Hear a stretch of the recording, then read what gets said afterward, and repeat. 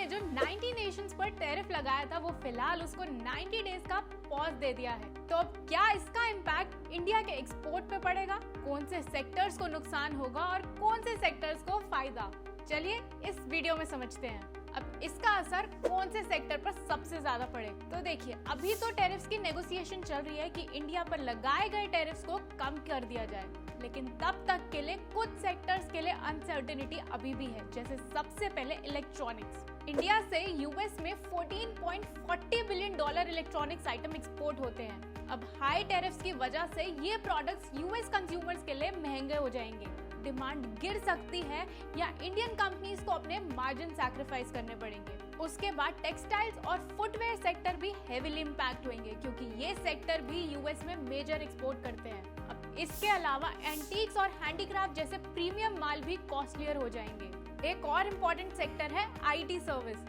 हो सकता है कि टैरिफ्स का डायरेक्ट असर ना हो, लेकिन इनडायरेक्टली यूएस कंपनीज अपने आउटसोर्सिंग बजट कट करें तो इंडियन आईटी फर्म्स के लिए रेवेन्यू प्रेशर बन सकता है, क्योंकि इनवॉइसिंग तो डॉलर में होती है और मेजॉरिटी क्लाइंट्स यूएस के होते हैं। लेकिन सब कुछ नेगेटिव भी नहीं है, एक सिल्वर लाइनिंग भी है।